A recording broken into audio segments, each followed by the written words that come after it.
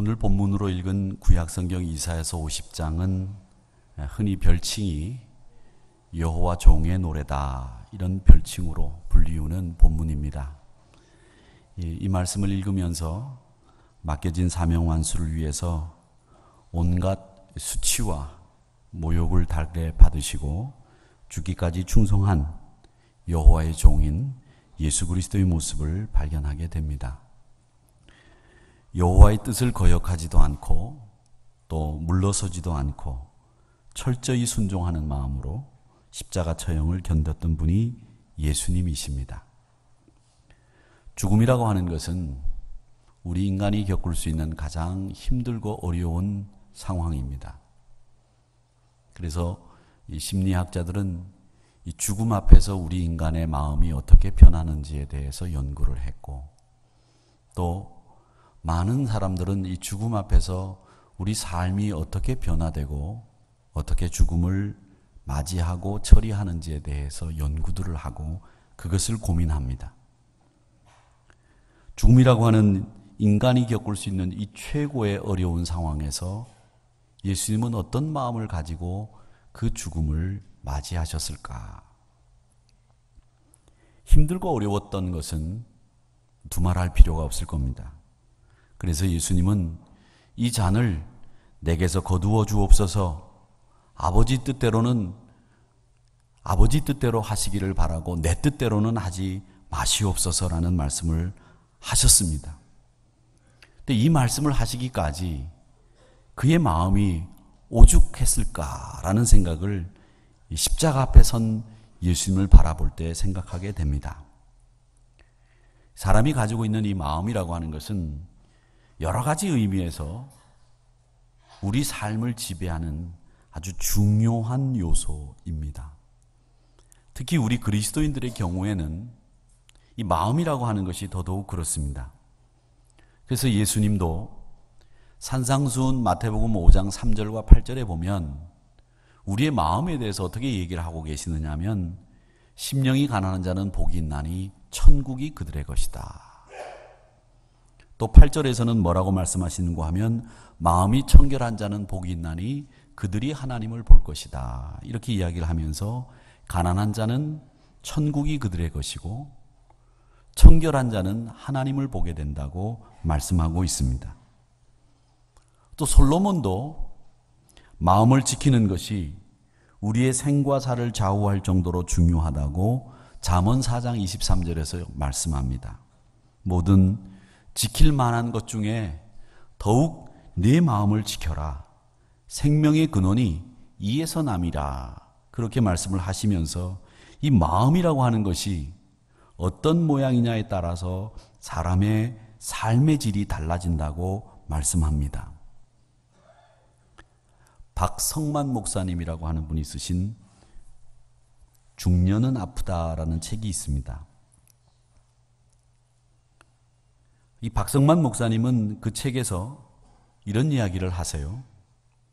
중년은 생애에서 가장 많은 인간관계를 맺고 있으면서도 이 중년 때가 가장 고독하고 외로운 계절이라고 합니다. 그러니까 우리의 인생이 영아기에서부터 시작을 해서 노년기까지 이르는 과정에서 이 중년기가 가장 많은 인간관계를 맺지만 가장 외롭고 고독한 계절이라는 거죠. 그걸 어떻게 묘사를 하고 있느냐 하면, 마치 앙상한 나무 가지 사이에 서늘한 가을 바람이 피할 수 없이 이렇게 지나가는 모습을 이 중년의 때라고 이야기를 하면서 이때를 사춘기가 아닌 사축이다, 그렇게 부른다고 합니다. 근데 박 목사님은 이 책에서 뭐라고 얘기를 하는가 하면, 하나님께서는 이 중년의 위기에 빠진 신자들을 기다리신다는 거예요. 고독을 해야 내면을 들여다볼 수 있게 되고, 인간관계에서 내가 책임질 수 없고 내가 할 수 있는 것이 별로 없다는 것을 깨닫는 순간에 하나님의 은혜를 알게 되고, 또 넘을 수 없는 한계를 만나야 겸손과 자족을 배운다고 합니다. 그리고 혼자 사는 존재이라고 하는 것을 알게 되어야 다른 사람의 아픔과 다른 사람을 이해할 수 있는 자리에 서게 된다고 합니다. 그래서 이 책에서는 아픔은 하나님이 치유할 수 있는 가장 좋은 적기이기 때문에 그 아픔 때문에 중년의 신자들은 아파하기보다는 하나님의 능력의 손길을 기다리는 자세가 필요하다고 말씀하고 있습니다. 저는 이 말씀들을 보면서 우리 인생의 여정이 여러 단계가 있습니다. 그런데 그 인생의 여정에서 의미 없고 쓸모없는 때가 없습니다. 다 쓸모 있고 의미가 있습니다. 우리의 때를, 여러분이 보내고 있는 여러분의 때를 가장 멋진 때로 만들어 가야 된다. 그것이 우리 그리스도인들의 생각이어야 되고, 때마다 하나님의 사랑이 넘치고 때마다 우리를 향한 하나님의 계획이 있다는 것을 보게 됩니다. 우리 마음이라고 하는 것이요, 우리 신체의 변화에 따라서 변합니다. 그것이 우리 인간입니다. 그래서 잠언 기자는 4장 23절에서 내 마음을 지켜라 이렇게 말씀을 하는 겁니다. 이 세상에 사는 동안에 우리에게 문제가 없을 수 없죠. 개인적인 문제, 가정에서의 문제, 직장에서의 문제, 여러 가지 문제들이 있게 됩니다. 또 심지어는 주님의 몸된 교회 안에서도 풀기 어려운 그런 어려운 문제를 봉착하게 됩니다. 네, 여러분, 정말 문제는 문제에 지나지 않습니다. 그 문제는 풀면 됩니다.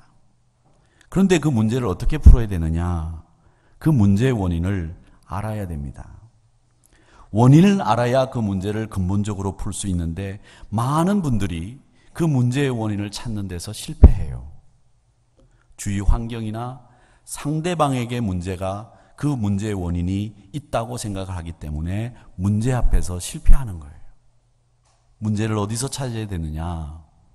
그 해답은 우리가 말씀을 보면 마가복음 7장 21절, 22절, 23절에 보면 이렇게 이야기합니다. 속에서, 곧 사람의 마음에서 나오는 것은 악한 생각, 음란함, 도둑질, 살인, 간음, 탐욕, 악독, 속임, 음탕, 질투, 비방, 교만, 우매함. 이 모든 악한 것이 다 속에서 나와서 사람을 더럽게 한다고 말씀합니다. 23절의 말씀에 보니까 이 모든 것이 우리 속에서 나와 우리를 더럽힌다고 말씀하고 있습니다. 여러분, 그렇습니다. 주위 환경이 문제가 아니라, 다른 사람도 문제가 아니라, 문제는 바로 내 안에 있었습니다. 바로 내 생각이 문제였습니다. 그렇기 때문에 오늘 이 문제를 풀기 위해서 가장 필요한 말씀이 빌립보서 2장 5절의 말씀입니다. 너희 안에 이 마음을 품으라. 곧 그리스도 예수의 마음이니. 내 안에 예수님의 마음을 품어야 문제를 해결할 수 있습니다. 사랑하는 성도 여러분, 저와 우리 모든 성도들이 이 예수님의 마음을 품어 항상 예수님의 마음대로 살아가기를 주의 이름으로 축원합니다. 그 예수님의 마음이 어떤 마음이었느냐? 6절에서부터 8절 말씀해 보니까 그는 근본 하나님의 본체시나 하나님과 동등됨을 취할 것으로 여기지 아니하시고 자기를 비워 종의 형체를 가지사 사람같이 되셨고 사람의 모양으로 나타나사 자기를 낮추시고 죽기까지 복종하셨으니 곧 십자가의 죽으심이라. 여기에는 예수님의 마음이 세 가지가 등장합니다. 하나는 자기를 비우셨다. 두 번째 6절의 말씀에 보면 하나님과 동등됨을 취할 것으로 여기지 아니하셨다.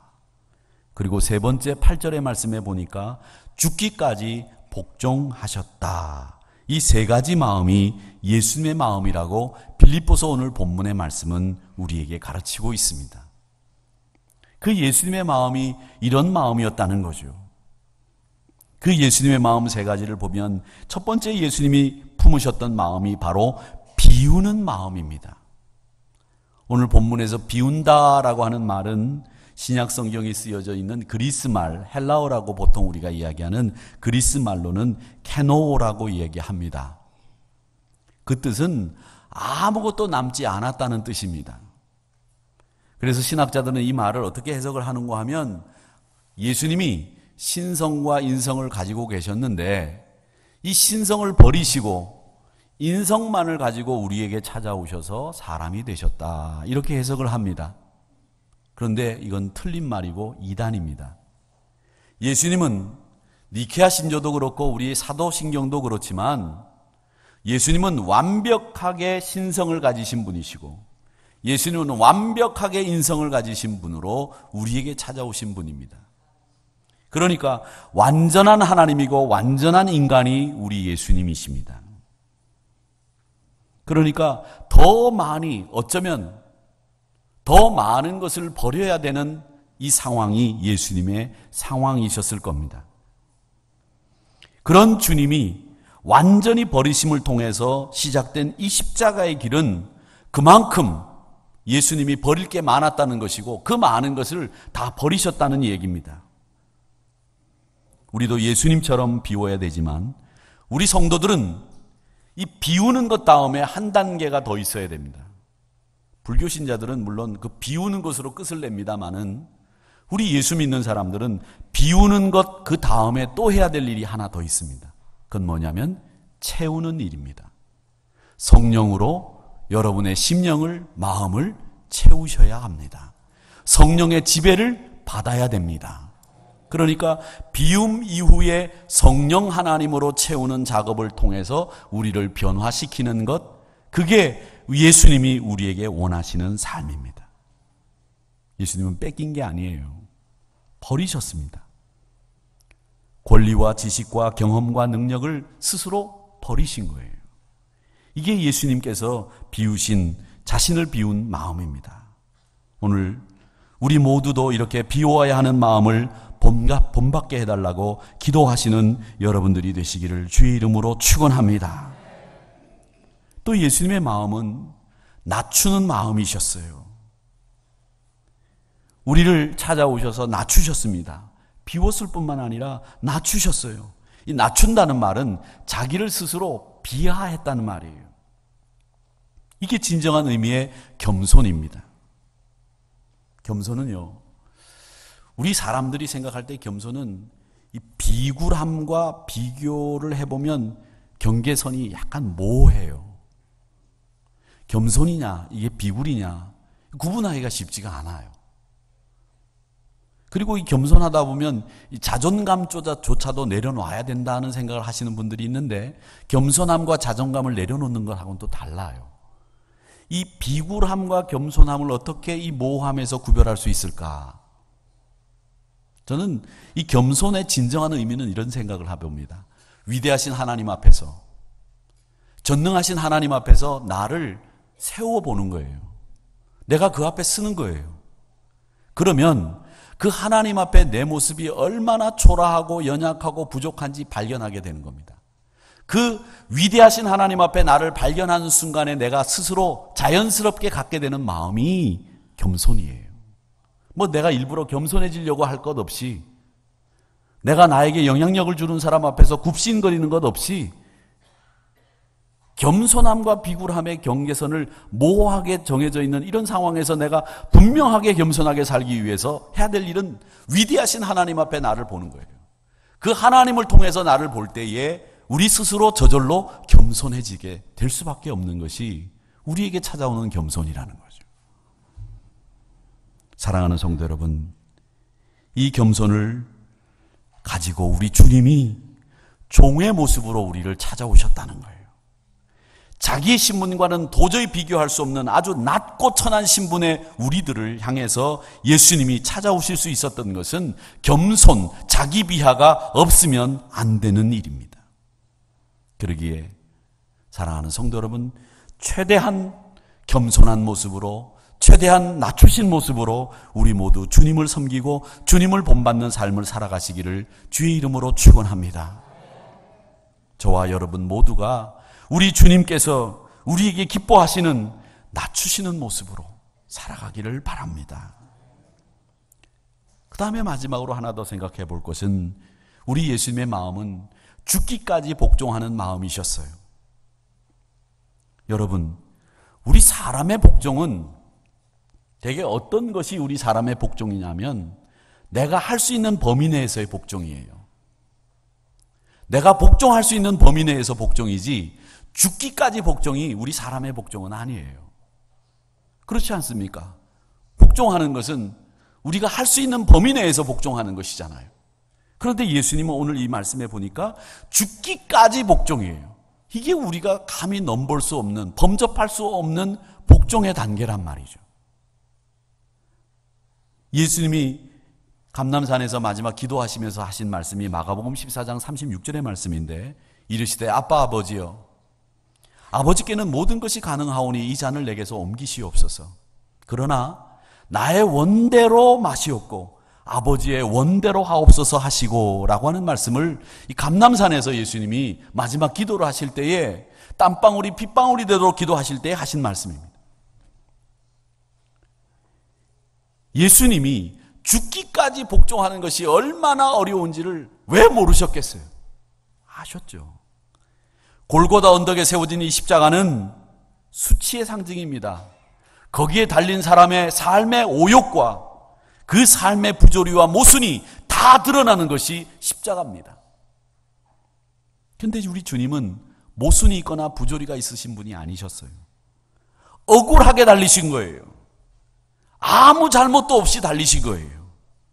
그럼에도 불구하고 우리 주님은 십자가에 달려 죽기까지 복종하셨어요.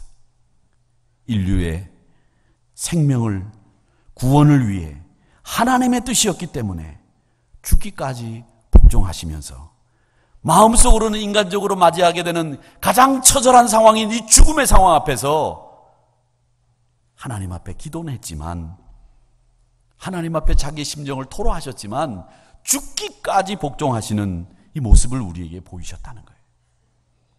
과연 오늘도 우리가 주님의 뜻에 복종할 수 있을까? 우리가 주님의 뜻에 복종할 수 있다고 하면 오늘 우리 마음에 왜 평안이 사라졌을까? 왜 우리의 삶의 문제가 끊임없이 발생하는 것일까? 그것은 나에게 비우는 마음이 없었기 때문이고, 나를 낮추는 마음이 없었기 때문이고, 죽기까지 복종하는 마음이 없었기 때문입니다. 다시 말하면 저를 비롯해서 우리 모두가 아직 내가 살아있고 그리스도 예수의 마음을 품지 못했기 때문에 이런 문제들이 풀리지 않았던 겁니다. 사랑하는 성도 여러분, 예수님의 마음을 품기 위해 저도 애쓰겠습니다. 여러분도 예수님의 마음을 품기 위해 애쓰시기를 축원합니다. 예수님의 마음을 본받으시기를 축원합니다. 비우는 마음, 낮추는 마음, 죽기까지 복종하는 마음, 이 세 가지 그리스도 예수의 마음이 바로 이 종료주의를 맞아 예배를 드리는 여러분들에게 꼭 필요한 말씀인 줄 믿습니다. 예루살렘에 가보면 비아 돌로로사라고 하는 길이 있습니다.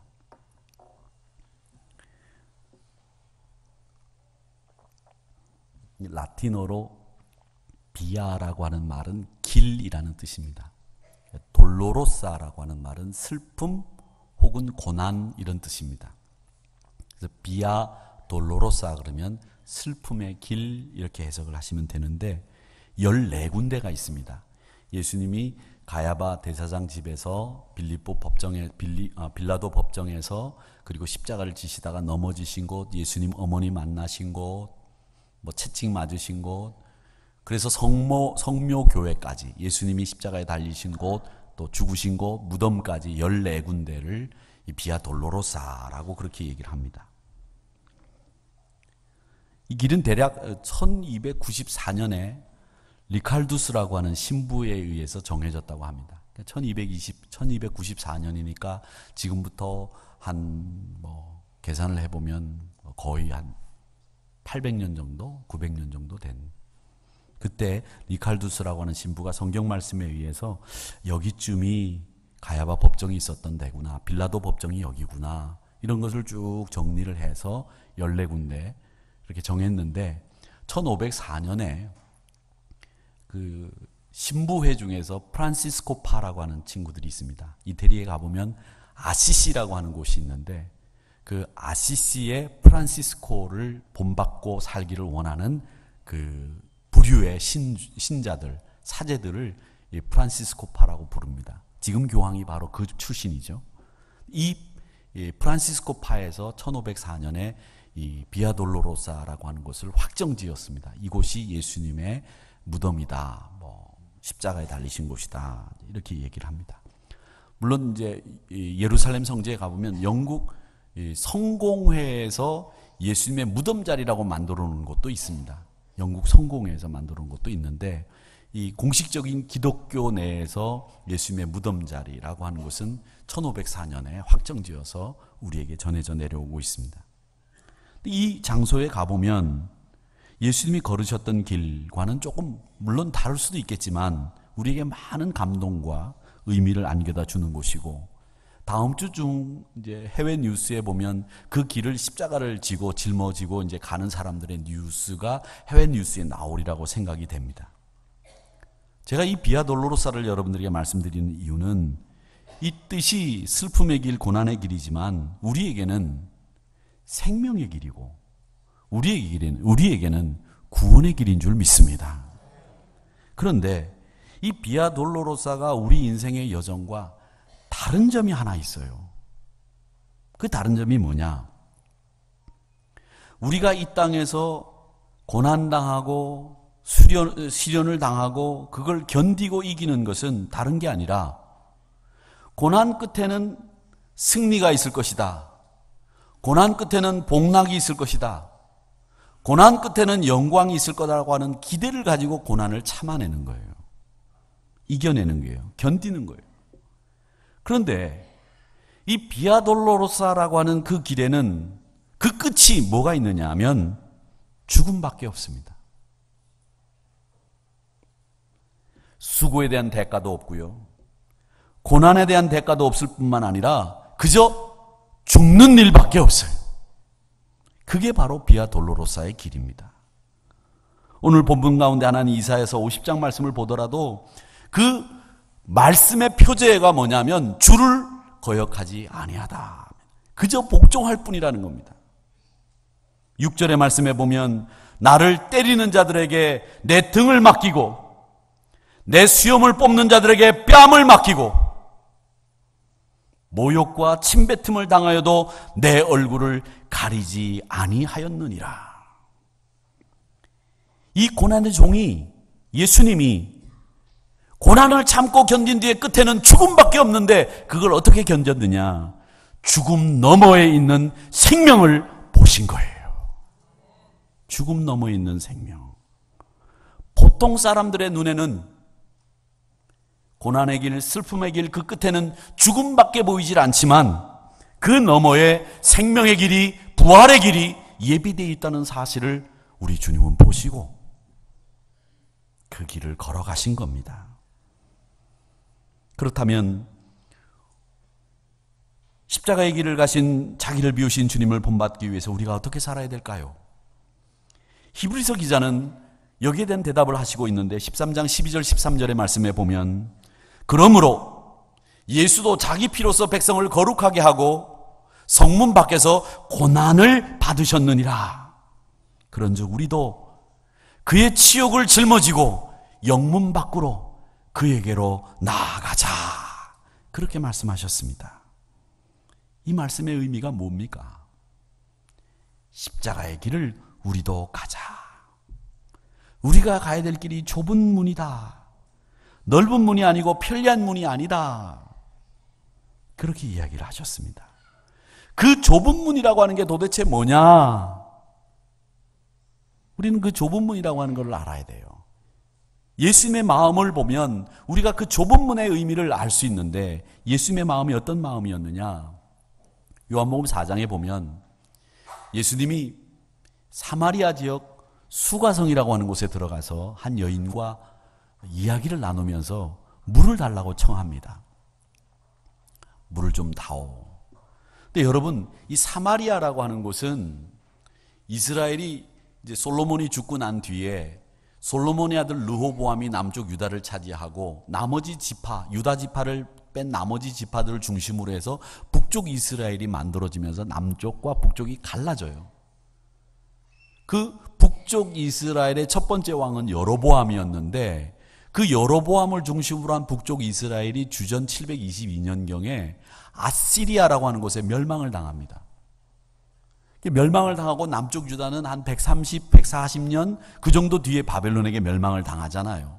그런데 그 멸망을 당한 이 북쪽 이스라엘 지역의 아시리아가 외부에 있는 이방 민족들을 강제로 이주시켜가지고 북쪽 이스라엘에서 이스라엘 사람들하고 섞여서 살게 만들어요. 그렇게 섞여서 살면서 사람들이 혼혈이 되니까 자연스럽게 그 사람들이 사마리아인이 된 거예요. 사마리아인들은 아시리아에게 멸망을 당하면서 외부 민족들이 강제로 아시리아에 의해서 이주당해가지고 거기서 살면서 혼혈이 된 거예요. 이 사마리아 사람들은, 이스라엘 사람들은 사람 취급을 안 합니다. 상종을 안 해요. 그런데 게다가 여자예요.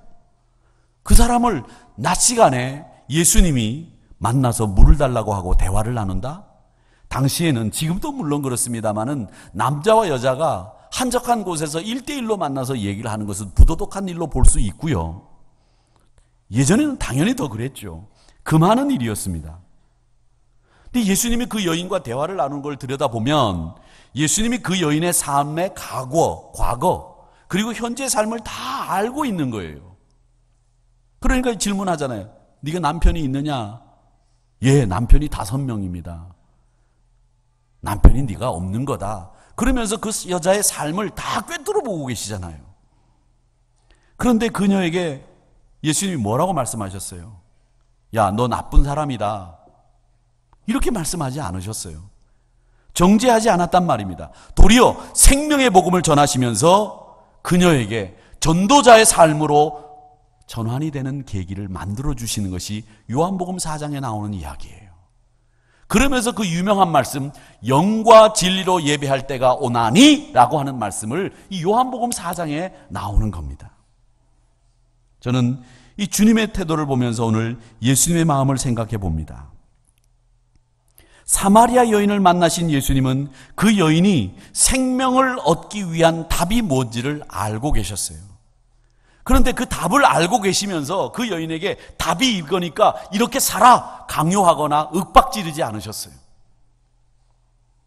그리고 그 여인에게 야, 너 죄를 회개해야 돼 단정지어 말씀하지 않았습니다.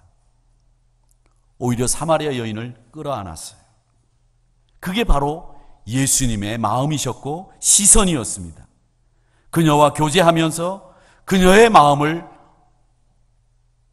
감성적으로 복음으로 터치하는 이런 자세를 취하셨던 것이 예수님의 자세였습니다. 그렇습니다. 비우고 낮추고 죽기까지 복종하는 그 예수님의 마음은 뭐냐? 우리가 이 세상을 어떻게 끌어안고 갈 수 있을 것인가를 고민하고 기도하는 모습이어야 한다는 겁니다. 상종하지 않는 게 아니라, 배타하는 게 아니라, 등 돌리는 게 아니라 서로 끌어안으며 복음의 빛을 발하는 것이 바로 예수님으로부터 배워야 되는 우리의 마음이고 태도라고 하는 것을 여러분 꼭 기억하시기를 축원합니다. 예수님의 마음을 배우라고 하는 사도 바울은 이 빌립보서를 통해서 말씀합니다. 누군가를 상종하지 않는 마음이 아니라 그럼에도 불구하고 끌어안고 설령 내가 문제의 답을 알고 있다고 하더라도 그 답을 강요하거나 윽박지르기보다는 끌어안고 같이 이해하고 그 자리에 서주는 것, 그게 바로 우리 주님이 우리에게 보이신 낮추시고 비우시고 죽기까지 복종하신 마음이라고 하는 그 태도를 여러분 소유하시기를 축원합니다. 예수님의 마음을 본받는 것, 사도 바울의 말처럼 사람을 기쁘게 하는 게 아니라 하나님, 우리 마음을 감찰하시는 하나님을 기쁘게 하는 마음이라고 하는 것을 꼭 기억하시고 하나님에게 그 선택권을 드리며 사는 여러분의 삶이 되시기를 축원합니다.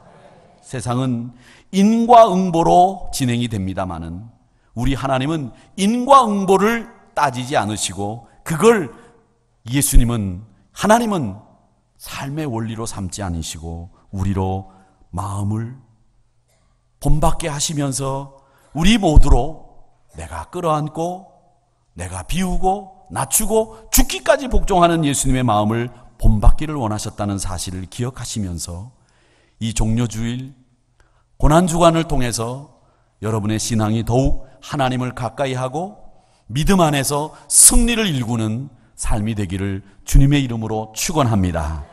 우리 같이 일어나셔서